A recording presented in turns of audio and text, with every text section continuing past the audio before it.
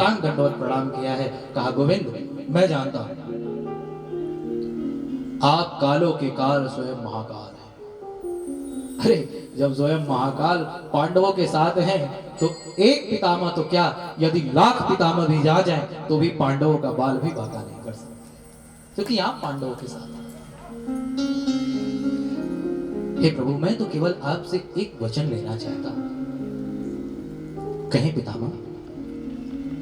हे प्रभु मैं केवल आपसे यही वचन लेना चाहता हूं कि जब मेरा अंतिम समय आए, जब मेरे शरीर से प्राण निकलने लगे, उस समय आप मेरे सामने होना, आपका दर्शन करते हुए मैं अपने शरीर का त्याग करूंगा।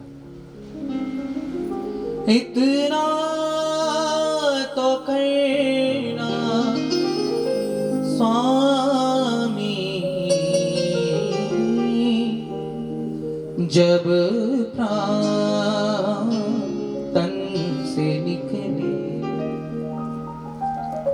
पीतांबरी कसी हो छवि मन में ये बसी हो, पीतांबरी कसी हो छवि मन में ये बसी हो, होठों पे कुछ हंसी हो जब प्राण तन से निकले, उस वक्त जल्दी आना नहीं शाम भूल जाना, राधे को साथ लाना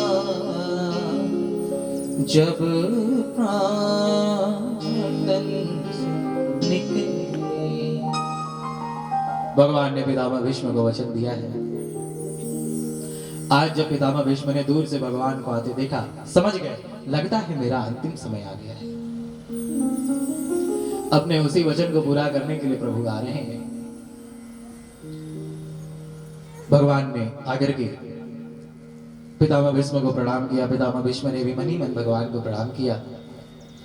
भगवान ने कहा दादाजी ये धर्मराज युधिष्ठिर के मन में कुछ प्रश्न है।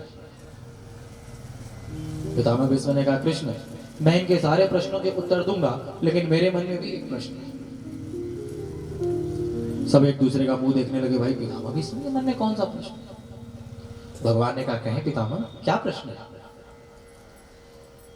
पितामह भीष्म ने कहा गोविंद मुझे अच्छी तरह से याद है मैंने अपने जीवन में कभी कोई पाप नहीं किया, फिर इतने दिनों तक मुझे ये जो बाणों की सैया पर सोना पड़ रहा है ये किस पाप का दंड है? भगवान ने मुस्कुरा करके कहा पितामह आप ठीक कहते हैं, मैं भी जानता हूं आपने अपने जीवन में कोई पाप नहीं किया है, लेकिन एक बात आप बोल रहे हैं पितामह कि एक बहुत बड़ा पाप होते हुए आपने देखा है। और नियम है जितना पाप करने का दंड मिलता है उतना ही पाप देखने का और सुनने का भी मिलता है। बड़ी सभा में जब द्रौपदी की लाज जाने लगी, आप सर्व सामर्थ्यवान होते हुए वहां चुपचाप मौन बैठे रहे। इसी पाप के कारण आज आपको बाणों की सैया पर सोना पड़ रहा है। पितामह भीष्म ने भगवान को प्रणाम किया है और भगवान की बड़ी ही दिव्य सुंदर स्तुति की है। पितामह भीष्म की स्तुति आए हम सभी श्रवण करें। पितामह भीष्म कहते हैं इतिमति रूप कल्पिता वितृष्णा भगवती सात्वत पुंगवे विभूमि, इतिमति रूप कल्पिता वितृष्णा भगवती सात्वत पुंगवे विभूमि, स्वसुख मुपगते क्वचिद् विहर प्रकृति मुखे यद्भव स्वसुख मुपगते क्वचिद् विहर प्रकृति मुखे यद्भव प्रवाह।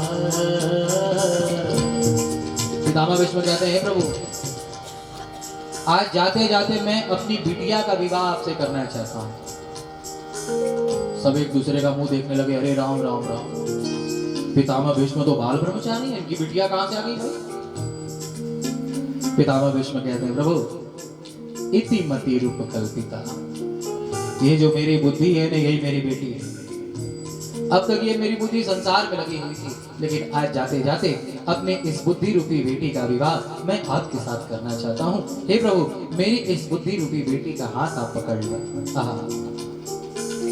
त्रिभुवन कमनम तमाल वर्णम, त्रिभुवन कमनम तमाल वर्णम, रवि कर गौरव रामबरम दधाने, रवि कर गौरव रामबरम दधाने, वपुरल ककुला पितान नागम, वपुरल ककुला पितान नागम, विजय सखे रति मेस्तु में नवन्या, विजय सखे रति रस्तु में नवन्या। पितामह भीष्म कह रहे हैं प्रभु